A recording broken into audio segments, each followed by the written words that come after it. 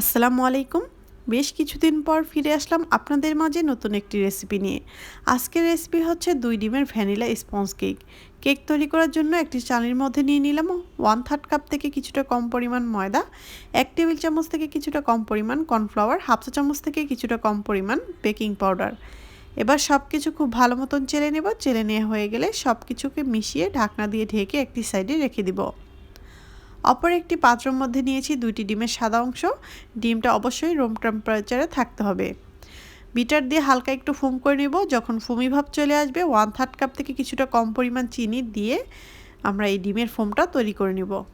চিনিটা কিন্তু একবারে দেওয়া যাবে না, অল্প অল্প করে দিয়ে ডিমের ম্যারাংটা তৈরি করে নিতে হবে। যখন এরকম স্টিপ পিক হয়ে যাবে তখন এখানে হাফ চা চামচ ভ্যানিলা এসেন্স, ডিমের কুসুম, 2 টেবিল চামচ রান্না করার তেল দিয়ে 30 সেকেন্ডের মতো বিট করে নিতে হবে।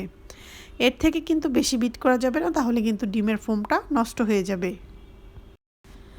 তারপর ডিমের ম্যারাঙের সাথে যে শুকনো উপকরণগুলো আমরা চেলে রেখেছিলাম সেগুলোকে আবারও চেলে 3 ধাপে ডিমের ম্যারাঙের সাথে মিশিয়ে নিতে হবে। কোনোভাবেই কিন্তু একবারে মেশানো যাবে না, তাহলে কিন্তু ডিমের ফোমটা একদম নষ্ট হয়ে যাবে। তাই অবশ্যই 3 ধাপে ডিমের ম্যারাঙের সাথে শুকনো উপকরণগুলোকে আলতো হাতে মিশিয়ে নিতে হবে, কোনোভাবেই তাড়াহুড়া করা যাবে না।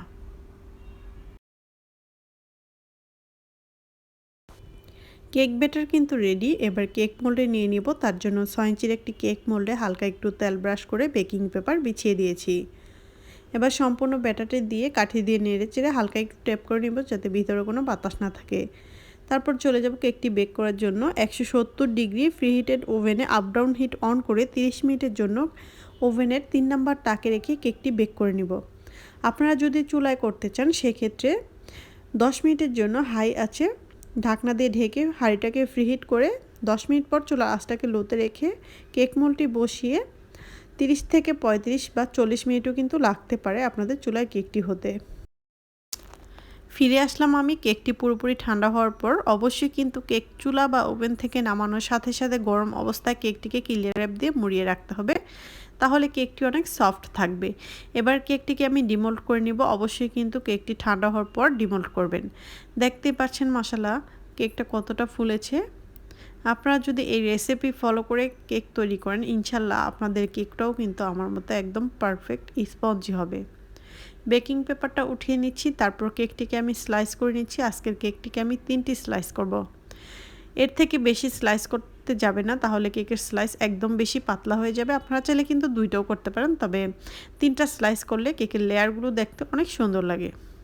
আশা করব আজকের রেসিপিটি আপনাদের ভালো লেগেছে। যদি কোনো একটু উপকারে আসে তাহলে অবশ্যই আমার চ্যানেলটা সাবস্ক্রাইব করে চ্যানেলের সাথেই থাকবেন। আল্লাহ হাফেজ।